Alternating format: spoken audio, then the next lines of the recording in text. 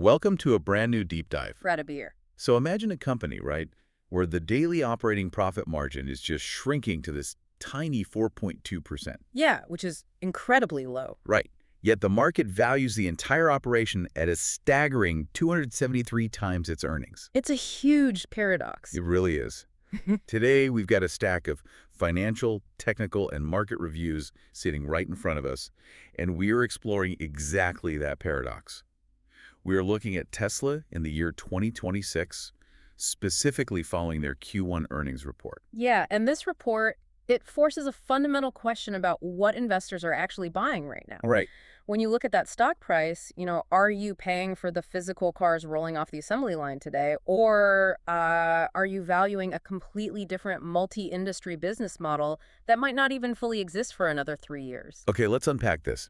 Because if you look at the stock's 5-year ride, it's nothing short of a roller coaster. Oh, absolutely. 5 years ago, the stock was sitting at like $28. And today, it's trading at $388. Which is a 13x return. Exactly. But this wild ride, it has less to do with the physical cars on the road today and, well, everything to do with the science fiction of tomorrow. Right. And to really understand how the market is pricing in that science fiction, we first have to look at the immediate Q1 numbers. They perfectly illustrate this massive disconnect between what the company is earning right now and what the stock is actually worth. So let's look at those Q1 2026 numbers. Because on paper, the revenue was actually really solid. Yeah, they hit $22.4 billion. Which is up 16% year over year. Yep. And vehicle deliveries were up 6% too, mostly driven by demand rebounding hard in Europe and the Middle East. Right, the EMEA region. And the energy generation and storage business, that includes those massive mega pack of batteries utilities use, that hit a massive 39.5% gross margin. That's huge. It is.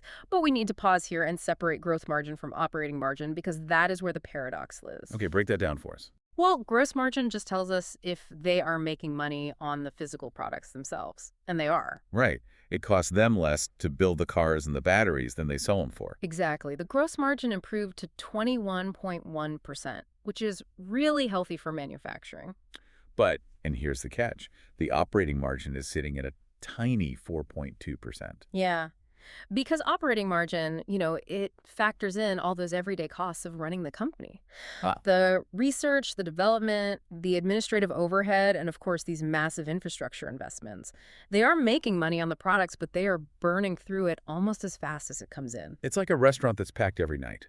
Right. The food is great, the tables are turning, but the owner is taking every single dollar of the daily profit and just spending it to build a spaceship in the back alley. That is a brilliant way to put it. I mean, they have a $44.7 billion cash pile sitting in the bank right now. But they expect to spend over $25 billion in capital expenditures, what we call CapEx, just this year alone. Yep. Massive spending. CapEx is basically the money spent on buying or improving physical assets like buildings and equipment. Yeah. And they're literally telling the market to expect negative free cash flow for the rest of 2026. They are. So why deliberately drain this massive cash pile right when auto demand is finally recovering? Because, well, that $25 billion in CapEx isn't going into stamping more metal or painting more Model Ys. Oh, wow. Yeah, this is a deliberate, massive investment phase. The capital is funding artificial intelligence development, brand new product lines, and just unprecedented computing infrastructure. So it's a total pivot. Exactly. The entire strategy is to shift the company from a traditional automaker that sells you a piece of hardware once into a tech platform that sells you recurring software and service subscriptions. Which brings us back to that spaceship in the back alley. Right. Because the infrastructure they are building is entirely focused on AI and silicon. Yep. Let's look at what the source is called the everything else business, because the numbers here are escalating so rapidly. They really are. Full self-driving, or FSD, subscribers just hit 1.28 million. That's up 51%. That's a huge jump. And they are running unsupervised robotaxi rides right now in Dallas, Houston, and Austin using their FSD version 14.3 software. And that software relies entirely on massive computing power. To train the neural networks that drive those cars, You need giant clusters of advanced computer chips. Right. Historically, a company like Tesla buys those chips from a designer like NVIDIA, but NVIDIA doesn't actually make the chips themselves. And just design them. Exactly. They send the designs to be manufactured by TSMC, the Taiwan Semiconductor Manufacturing Company. Think about every smart device you own for a second. Oh, yeah. Your smartphone, your laptop, the servers running the streaming services you use every day, they all rely on this one clogged pipeline. It's true. TSMC physically manufactures the vast majority of the world's advanced computer chips. They have a near monopoly on the actual fabrication process. The entire tech industry is totally bottlenecked by that one company in Taiwan. Everyone from Apple to Google to NVIDIA is fighting for limited manufacturing capacity on TSMC's assembly lines. But according to the investment review, Tesla is trying to bypass that bottleneck entirely. Yeah, they are. The notes say they just taped out their new AI5 chip. Now, taping out in semiconductor manufacturing means the complex design of the chip is completely locked in, verified, and ready to be physically printed onto silicon. Right. It's the final step before manufacturing. And instead of getting in line at TSMC to have it made, Tesla is building a research semiconductor a fabrication plant at Giga, Texas. Yep. And they are partnering with SpaceX and Intel on this. They are actually calling it a terafab. Wait, Tesla is building its own semiconductor fab? Yes. I mean, isn't that totally outside their wheelhouse? Building a fab takes years and costs billions of dollars. It does. Why take on such a massive high-risk project when the rest of the tech world just accepts the TSMC bottleneck? Because it's about securing the supply chain for a completely new type of compute. You see, the chips used to train AI are very different from the chips used for AI inference. Okay, inference. What's that? Inference is when the AI actually makes a decision in real time out in the real world. Oh, like a car recognizing a stop sign and hitting the brakes. Exactly. The sources describe this fab as a way for Tesla to test long-shot ideas for radically better AI inference chips. Okay, I see. By partnering with Intel to use their advanced 14A manufacturing process and working with SpaceX to really scale the facility, they are aiming for total semiconductor independence. So they want to control the entire stack, the software code, the physical car, and the actual proprietary silicon that the code runs on. Yeah. If you were going to put millions of autonomous robots and cars into the world, vertical integration controlling every single piece of that technology could be the ultimate competitive advantage. Wow. It is extremely high risk, sure, but it secures their future against global supply chain shocks. The ultimate vision for this AI relies on perfect, instant processing, which actually reveals a massive elephant in the room. Oh, absolutely. Millions of cars currently on the road lack the physical capability to actually do this. You are referring to the hardware 3 vulnerability. Yeah. Here's where it gets really interesting. Okay. Elon Musk confirmed that hardware 3, which is the computer system installed in millions of older Teslas currently sitting in customer driveways right now, it simply cannot run unsupervised FSD. It just can't do it. The roadblock is memory bandwidth. Hardware 3 only has 1/8 the memory bandwidth of the newer Hardware 4 systems. And we really should break down why memory bandwidth matters here. Yeah, please do. It is not about how much total storage the computer has, like on a hard drive. Memory bandwidth dictates how fast data can physically move between the memory and the processor. So it's like trying to drain a swimming pool. Yeah. Hardware 4 is a fire hose, but Hardware 3 is like a cocktail straw. Exactly. That is the perfect analogy. The neural network needs to pull high-resolution video data from 8 cameras simultaneously, process that visual data, and make split-second driving decisions. Right. Hardware 4 cameras capture much higher resolution video than the older Hardware 3 cameras. So 1/8 the bandwidth means the older computer simply cannot suck the data through that straw fast enough to process the world and drive the car safely without a human paying attention. It's just a physical limit. Yes. It is a hard physical limitation of the silicon itself. It cannot be fixed with an over-the-air software update. Think about what this means for the consumer, though. Millions of people pay thousands of dollars up front for the promise of full self-driving. Yeah, I did. It's like buying a lifetime VIP pass to a theme park, Yeah. only to be told years later, oh, hey, you need to buy a whole new car just to drive through the gates. Right. The review notes they're planning to build local microfactories in major cities just to handle the sheer volume of these retrofits efficiently. They will essentially have to set up dedicated assembly lines in local service centers. Just for this. Yes, just to tear apart the dashboards of customer cars, rip out the old computers, install the new hardware, recalibrate the cameras, and fully test the systems.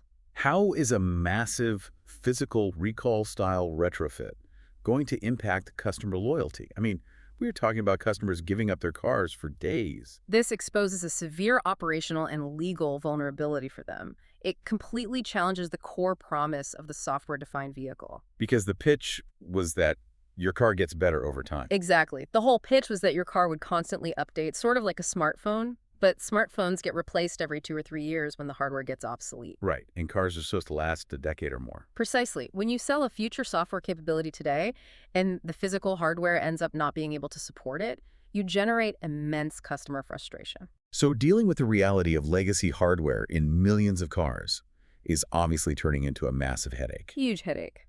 And oddly enough, Tesla's solution seems to be moving beyond cars entirely. Yeah, literally. They are tearing down their legacy auto lines to build humanoid robots. The Optimus project is moving out of the lab and straight onto the factory floor.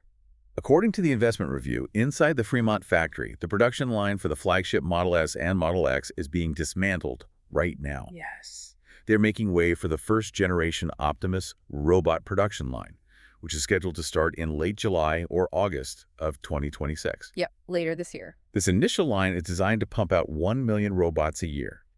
And a second factory at Giga, Texas is planned for 10 million robots a year by the summer of 2027. And keep in mind, this requires a completely new supply chain. Really? Oh, yeah. The Optimus robot has 10,000 unique parts. We're talking custom actuators, specialized joints, customized battery packs, and totally new sensors. Hold on. Ripping out the Model S and X lines to build an unproven robot in just 4 months?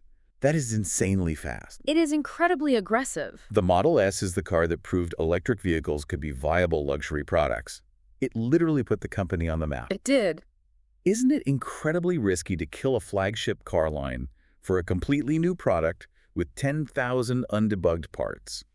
We know what happens when a manufacturer rushes an unproven assembly line. The execution risk is astronomical. Nobody in history has manufactured humanoid robots at this kind of scale. Never. The CEO even admitted that production will be quite slow at first as they debug all those thousands of parts. But to understand why they are taking this massive risk and cannibalizing a profitable car line, you have to look at the TAM, the total addressable market. The total potential revenue if a product captures 100% of its market. Exactly. The TAM for premium luxury sedans like the Model S is actually relatively small. But the TAM for a general-purpose robotic laborer, Wow. it is essentially the entire global economy. If Optimus can achieve useful work at scale, starting by just moving boxes in their own factories and then extending outward to other industries, the market for physical labor makes the entire global auto industry look minuscule. Because you are no longer selling a vehicle. Right, you are selling labor itself. That is the mathematical justification for the risk. It is the ultimate moonshot. So we have all these massive moonshots happening at once. Lots of them. Unsupervised robotaxis are expanding, a custom chip fab is under construction, and humanoid robots are literally replacing luxury cars on the assembly line. It's a lot to juggle. We have to ask, how is the market actually valuing this reality, and is Tesla's competitive advantage actually secure against rivals while they try to build all of this? What's fascinating here is that the investment review actually categorizes Tesla's their competitive advantage as narrow. Oh, really? Yeah, that is a significant downgrade from the impenetrable fortress many investors believed they had built over the last decade. So let's break down the math on the valuation, because it exposes just how fragile this moment really is. Okay. The stock trades at $388. But the analysis points out that if you strip away all the AI promises and look at the auto earnings alone, the company is only worth about $100 to $150 per share. Right. The remaining $240+ of that share price is pure optionality. And optionality in this context means the market is pricing in future potential as if it is a guaranteed outcome. Got it.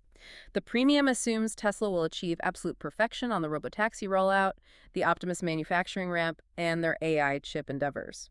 But the evidence shows the moat is narrowing from all sides. Look at BYD in China. Yeah, massive competitor. They are beating Tesla on EV volume globally using a very similar vertical integration model. BYD actually started as a battery manufacturer, so they control their supply chain, which gives them a massive cost advantage. Absolutely. Then you have the supercharger network, which used to be the ultimate exclusive VIP perk for buying a Tesla. Right, you couldn't get it anywhere else. But now, that network is opening up to competitors.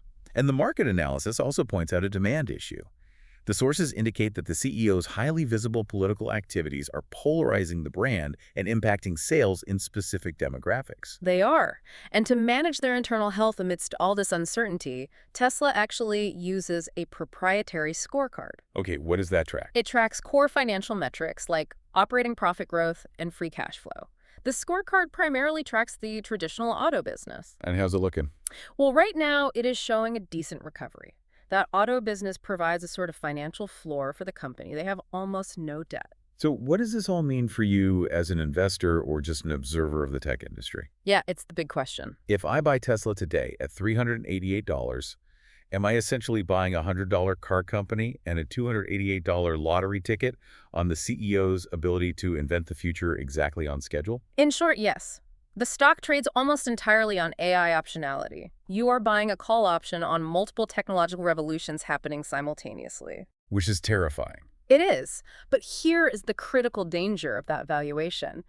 Remember the spaceship in the back alley? Yeah, the restaurant analogy. If that spaceship experiences a launch delay, the restaurant out front isn't generating enough operating profit to justify the overall valuation of the business. Because there is no current earnings cushion to fall back on if things go wrong. Exactly.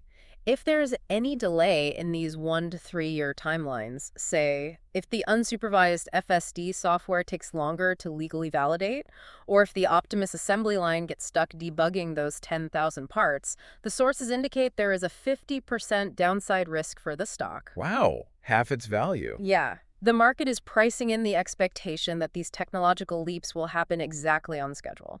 So let's bring it all together. All right. Tesla is attempting to simultaneously revolutionize transportation, energy grid storage, artificial intelligence, robotics, and semiconductor manufacturing. All at the same time. All at once.